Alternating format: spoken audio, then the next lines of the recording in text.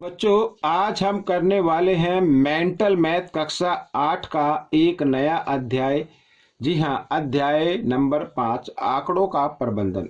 मैं हूं हरी सर और आप देख रहे हैं आपका अपना YouTube चैनल जो स्पेशल हिंदी मीडियम के बच्चों के लिए बनाया है, जिसका नाम है मैथ विद हरी सर। तो बच्चों, एक चैनल और है जिसका नाम है चलो कदम बढ़ाए, उसको भी आप YouTube पर सर्च करके उसको भी देख सकते हैं।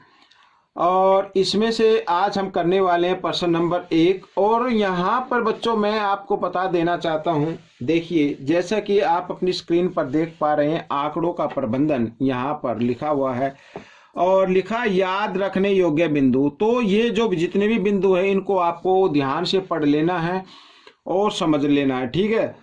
तो ये काफ़ी मदद करेंगे आपको, जब भी कोई प्रश्न आप करते हैं तो उसमें ये काफ़ी मदद करेंगे, ठीक है। देखो यहाँ पर पहला प्रश्न क्या कहता है, असंगठित रूप से प्राप्त आंकड़ों को खालिस्तान दिया हुआ कहते हैं, क्या कहते हैं। अब यहाँ पर देखिए पहला ही बिंदु है यथा प्राप्त आंकड़े, तो इसका उत्तर क्या हो जाएगा बच्चों, यथा प्राप्त आंकड़े। तो आपको लिख लेना है। आइए करते हैं अगला प्रश्न। प्रश्न नंबर 2, आंकड़ों का वृत्तीय निरूपण क्या कहलाता है। यहाँ पर डैश है, तो वृत्तीय यानी वृत्त के अंदर, तो उसे बोलते हैं पाई चार्ट, ठीक है। तो इसका उत्तर क्या होगा, पाई चार्ट होगा। आइए प्रश्न नंबर 3, वर्ग अंतराल 26 और यहाँ पर ये 33 में 33 क्या है, इसकी ऊपरी सीमा है, और 26 क्या है, निम्न सीमा है। तो यहाँ पर बच्चों कुछ भी पूछा जा सकता है। 33 का पूछा, हो सकता है कि आपके एग्जाम में या किसी भी क्विज में 26 का पूछ ले, तो 26 क्या होगी, निम्न सीमा होगी, और 33 क्या, ऊपरी सीमा होगी। तो यहाँ पर ऊपरी सीमा आप लिख दीजिए। प्रश्न नंबर 4, किन्हीं दिए गए आंकड़ों में कोई आंकड़ा जितनी बार आता है उसे उस आंकड़े की बारंबारता कहते हैं। बच्चों ये याद रखना है, उसे क्या कहते हैं, बारंबारता कहेंगे, ठीक है। तो इसका उत्तर क्या होगा, बारंबारता होगा। अब यहां पर प्रश्न नंबर 5 ये करना है, संख्याएं 1 से 15 तक अलग अलग पर्चियों पर लिखी गई है। जैसे एक पर्ची पर 1 लिखा है, दूसरी पर 2, तीसरी पर 3, इसी प्रकार लिखे गए हैं। उन्हें एक बॉक्स में रखा गया है। राधा बिना देखे हुए एक पर्ची निकालती है। पर्ची पर विषम संख्या आने की प्रायिकता ज्ञात कीजिए। अब विषम संख्या आ जाए तो ये प्रायिकता ज्ञात करनी है। अब मैं आपको बताता हूं करना कैसे है। देखो यहां पर ये प्रश्न नंबर 5 है और पर्ची पर लिखा हुआ 1 2 3 4 5, ये मैं लिख लेता हूं बच्चों। मान लीजिए ये पर्ची पर लिखा हुआ है, तो 11 12 13 14 15, ठीक है, ये लिखा हुआ है। और राधा ने बिना देखे पर्ची निकाली और विषम संख्या आने की प्रायिकता ज्ञात करनी। विषम संख्या देख लो, एक ये रही, ये विषम संख्याएं हैं। एक संख्या छोड़कर एक पर निशान लगाते जाइए। अब ये कितनी है, हो गई 1 2 3 4 5 6 7 8, 8 संख्या हो गई। तो विषम संख्या निकालने की प्रायिकता ज्ञात करनी है। तो शॉर्ट तरीके से बता रहा हूं, छोटे रूप से बता रहा हूं, तो आपको ऐसे करना है और कुल संख्या लिख देने नीचे, ठीक है, इस तरीके से। और आप चाहे तो यहां पर लिख सकते हैं विषम संख्या, ठीक है, विषम संख्या आने की प्रायिकता भी आप इधर लिख सकते हैं चाहे तो। लेकिन अगर आपके क्विज में आ रहा है और किसी भी ऑप्शन में ये 8/15, तो ये आपका राइट आंसर होगा। आप करते हैं प्रश्न नंबर 6। देखो प्रश्न नंबर 6 क्या कहता है, एक पासे को फेंकने पर 2 या 3 के गुणज प्राप्त करने की प्रायिकता ज्ञात कीजिए। 2 या 3 का गुणज, ठीक है। अब 2 या 3 का गुणज, यहां पर प्रश्न नंबर 6 हम कर रहे हैं, तो 2 या 3 का गुणज, 2 का गुणज 2 होता है, ठीक है, 2 दूनी 4, 2 तिया 6, ये होता है। अब 3 का गुणज क्या होगा, 3 होगा, और 3 दूनी 6 होगा। 6 तो यहां पर आया हुआ है, कोई बात नहीं, ठीक है, इसको दोबारा नहीं लिखेंगे। तो कुल संख्या, पासे में कुल संख्या होती है 6, तो 6 तो नीचे आएगा, और 2 या 3 का गुणज ये कितनी है, 1 2 3 4, ये ऊपर आ जाएगा। ये आपका उत्तर बन गया। आप चाहें तो इसको काट कर लिख सकते हैं, 2 से काट दीजिए, 2 दूनी 4, 2 तिया 6, यानी कि 2/3, ये आपका उत्तर बन गया। अब प्रश्न नंबर 7 हम करने वाले हैं, तो प्रश्न नंबर 7 भी हम पढ़ लेते हैं। अब देखो यहां पर क्या कहता है, एक परिवार एक पासा के साथ खेल खेलता है। पासा के एक बार उछालने में अभाज्य संख्या आने का मतलब है पिताजी का जीतना, और एक सम संख्या आने का मतलब है पुत्र का जीतना। दोनों के एक साथ जीतने की प्रायिकता ज्ञात कीजिए। अब पासे के साथ खेला तो पासे पर तो संख्या जो लिखी होती है 1 2 3 4 5 और 6, ये संख्या लिखी होती हैं। तो इसका मतलब है ये पासे के साथ खेल रहे हैं। अब इसमें से अभाज्य संख्या आती है, जैसे 2 आ गया, 3 आ गया, 5 आ गया, तो इसका मतलब है कि पिताजी जीत जाएंगे। ठीक है। अब फिर कहा है यहां पर पिताजी के लिए, मैं लिख देता हूं, पिताजी के लिए 2 आ जाए, 3 आ जाए और 5 आ जाए तो पिताजी की जीत होगी। पुत्र की जीत कब होगी? जब सम संख्या आ जाए, यानी कि जैसे 2 आ जाए या 4 आ जाए और 6 आ जाए तब होगी। लेकिन इसमें पूछा है कि दोनों के एक साथ कब जीतेंगे।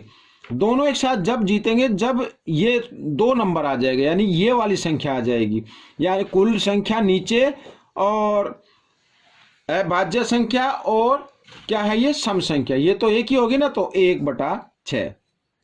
अगर ये नंबर आ गया एक, ठीक है, ये 2 लिखा, 2 नहीं लिखना आपको लिखना 1, ये 1 टाइम्स है ना। अगर ये एक बार लिखा हुआ है तो अगर ये 2 आ जाता है तो इसका मतलब दोनों क्या होंगे, जीत जाएंगे। आइए करते हैं अगला प्रश्न। अब क्या कहता है प्रश्न नंबर 8 कहता है 8 15 51 62 8 72 0 और 35 का परिसर ज्ञात कीजिए। अब परिसर कैसे आता है ये मैं आपको बता देता हूं। परिसर में क्या करना होता है, सबसे ऊपरी सीमा यानी सबसे अधिकतम संख्या। अब सबसे अधिकतम संख्या इसमें क्या है बच्चों, 72 है, तो 72 ले लेते हैं, में से घटा देनी है सबसे कम संख्या। सबसे कम संख्या छोटी संख्या 0 है।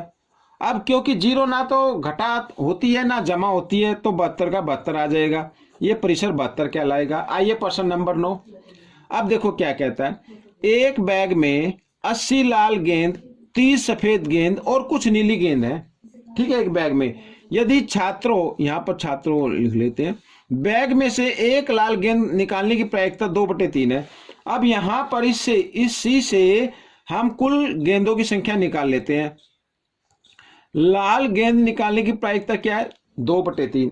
अब मैंने आपको कई बार बताया है कि जो नीचे संख्या आती है ना, जो नीचे लिखा होता है वो कुल संख्या होती है बच्चों, और ऊपर जो संख्या दी होती है, नीली है तो नीली, लाल है तो लाल, लाल गेंदों की संख्या होती है। अब ये तो प्रायिकता यानी काटने के बाद ये नंबर आया है।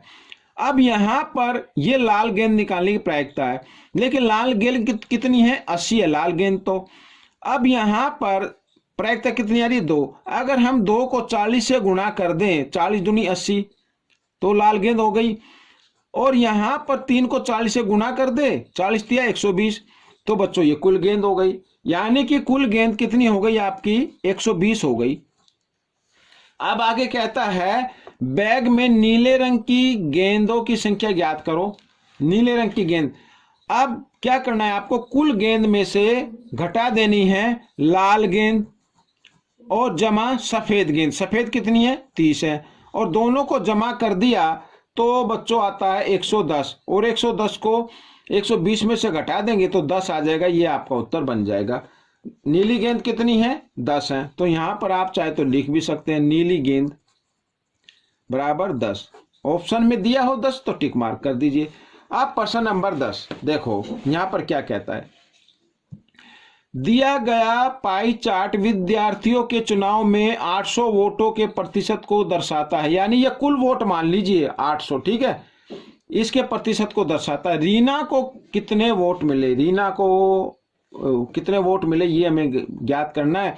यहां पर रीना का प्रतिशत दिया हुआ है 25%, ठीक है, इसको मैं बड़ा सा लिख लेता हूं 25%, और ये है 10%, यहां पर प्रतिशत का निशान भी लगा देते हैं, और ये है 65%, इस तरीके से, ठीक है, इस तरीके से दिया हुआ है। अब बच्चों देखो इसमें तो पूछा रीना का, और पेपर में आ जाए अन्य का या राहुल का, तो इसी तरीके से ज्ञात करना है। तो सबसे पहले लिख लीजिए कुल गेंद, कुल वोट है 800, तो 800 का रीना का निकाल रहे हैं, रीना को कितने मिले, 25%, तो 25% का मतलब होता है 25/100। 2 जीरो से 2 जीरो काट दी, 25 अट्ठे 200। तो रीना को जो वोट मिले हैं यहाँ पर मैं लिख देता हूँ, वो मिले हैं 200। ठीक है। अगर यहाँ पर इसमें मेंटल मैथ में रीना दिया हुआ है, अगर आपके एग्जाम में अन्य का आ जाए तो इसी प्रकार 10% लिख लीजिएगा। जैसे मैंने 25% को 25/100 लिखा है, आप 10% को 10/100 लिख लीजिए। राहुल का आता है तो राहुल का है 65%, तो 65/100 लिखना पड़ेगा। ठीक है बच्चों, तो ये प्रश्न आपका हल हो गया। आपको ये वीडियो कैसी लगी मुझे जरूर बताना, और इसमें से सीखकर आपको दूसरों को जरूर सिखाना है। मिलेंगे अगले भाग में, तब तक आप प्रैक्टिस करते रहिए, और मेरी वीडियो देखने के लिए धन्यवाद।